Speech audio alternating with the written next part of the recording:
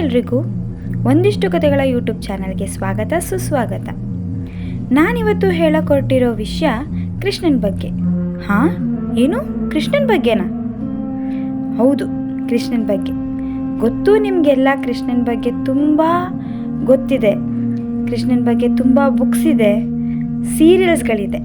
But ಆದರೂ ನನಗೆ ತಿಳಿದಿರೋದ್ರ ಬಗ್ಗೆ ನಿಮ್ಮ ಹತ್ರ ಶೇರ್ ಮಾಡ್ಕೊಳ್ಳೋ ಒಂದು ಸಣ್ಣ ಪ್ರಯತ್ನ. ಕೃಷ್ಣ ಭೂಮಿಗೆ ಬಂದಿದ್ದು ಕಂಸನ ಕೊಲ್ಲಕ್ಕೆ ಅಲ್ವಾ? ಆದರೆ ಕೃಷ್ಣನ ಭೂಮಿಗೆ ಕರೆಸಿದ್ದು ಯಾರು ಗೊತ್ತಾ? ಬೇರೆ ಬೇರೆ ಉಲ್ಲೇಖಗಳಿವೆ, ಆದರೆ ನನಗೆ ತಿಳಿದಿರೋದನ್ನು ನಾನು ಹೇಳ್ತಿದ್ದೀನಿ.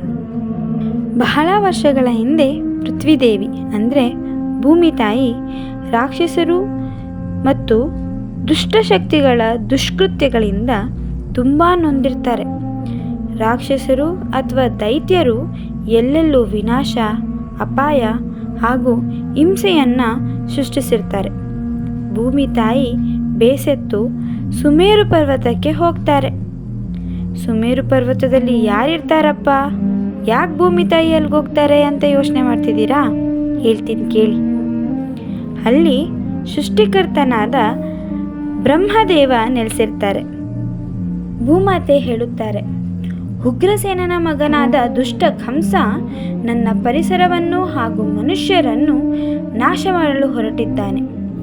ಅಷ್ಟೇ ಅಲ್ಲ, ದೈತ್ಯರಾಜ ಹರಿಷ್ಠ, ಧೇನುಕ, ಕೇಶಿ, ನರಕ ಮುಂತಾದವರು ಕೈಜೋಡಿಸಿದ್ದಾರೆ. ದಯಮಾಡಿ ನನ್ನನ್ನು ಕಾಪಾಡಿ ಎಂದು ಭೂಮಾತೆ ಬೇಡಿಕೊಳ್ಳುತ್ತಾರೆ. ಬ್ರಹ್ಮದೇವ ಹೇಳುತ್ತಾರೆ, ಪೃಥ್ವಿ, ನಾನು ಸೃಷ್ಟಿಕರ್ತ ಅಷ್ಟೆ.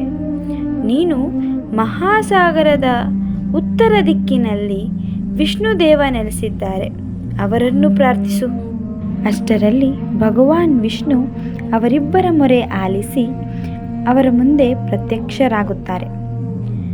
ಓ ಪೃಥ್ವಿ, ಭಯಪಡಬೇಡ, ನಾನು ಕಂಸನನ್ನು ಕೊಲ್ಲುತ್ತೇನೆ. ನನ್ನ ಕೂದಲಿನ 2 ಎಳೆಗಳು ಕೃಷ್ಣ ಮತ್ತು ಅವನ ಅಣ್ಣ ಸಂಘರ್ಷಣ ಅಂದರೆ ಬಲರಾಮರಾಗಿ ಭೂಮಿ ಮೇಲೆ ಜನಿಸಲಿದ್ದಾರೆ. ಅವರಿಬ್ಬರು ಆ ರಾಕ್ಷಸ ರಾಜರನ್ನು ಮತ್ತು ಇತರ ದುಷ್ಟಶಕ್ತಿಗಳನ್ನು ಸಂಹರಿಸಲಿದ್ದಾರೆ ಎಂದು ನುಡಿಯುತ್ತಾರೆ. ಈ ಮಾತನ್ನು ಕೇಳಿ ಭೂಮಾತೆಗೆ ಎಲ್ಲಿಲ್ಲದ ಸಂತೋಷವಾಗುತ್ತದೆ.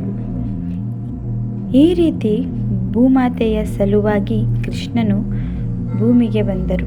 ಈ ಕತೆ ನಿಮಗೆ ಇಷ್ಟ ಆಗಿದ್ದರೆ ಇನ್ನೂ ಈ ರೀತಿ ಕತೆಗಳಿಗೆ ಲೈಕ್ ಮಾಡಿ, ಶೇರ್ ಮಾಡಿ, ಸಬ್ಸ್ಕ್ರೈಬ್ ಮಾಡಿ. Please support us. ವಂದನೆಗಳು.